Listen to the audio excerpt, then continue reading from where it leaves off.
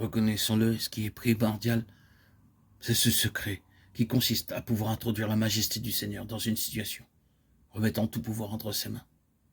C'est décisif, dynamique. C'est quelque chose qui est suivi des faits. La chose se réalise. Ne consentirez-vous pas à dire avec moi que c'est de ce secret dont nous avons besoin?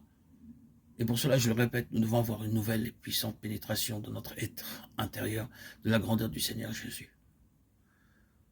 Nous reconnaissons tous qu'il est grand. Et nous chantons combien grand tu es. Nous ne tarissons pas de mots pour parler du Seigneur Jésus dans la gloire. Mais il y a un bien grand décalage entre cela et sa présence.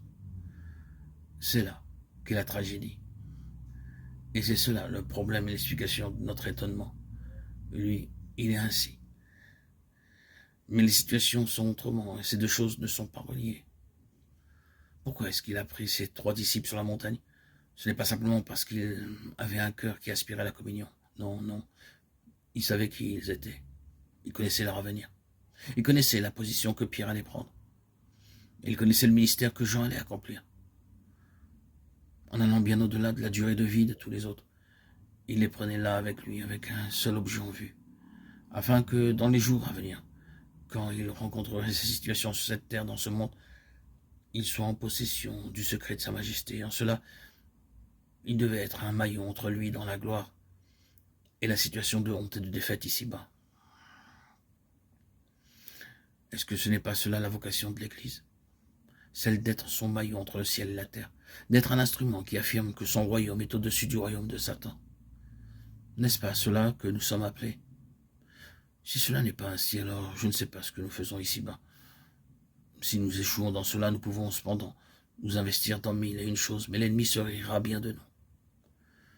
Malgré tous nos efforts mis en œuvre et nos ressources dépensées, il viendra encore le terrain avec pugnacité. Oh, des hommes qui ont vu le roi. Ce fait prit une immense signification dans la vie de ces hommes. Puissions-nous le voir, mais sachons qu'il y a une préparation pour entrer dans cette voie.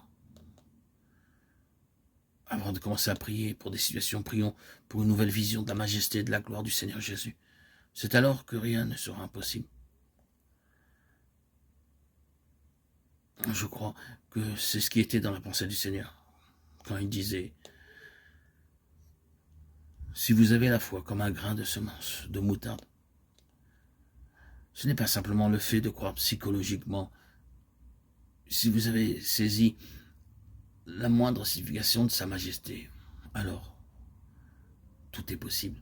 C'est si merveilleux. C'est tellement grand, si grand. »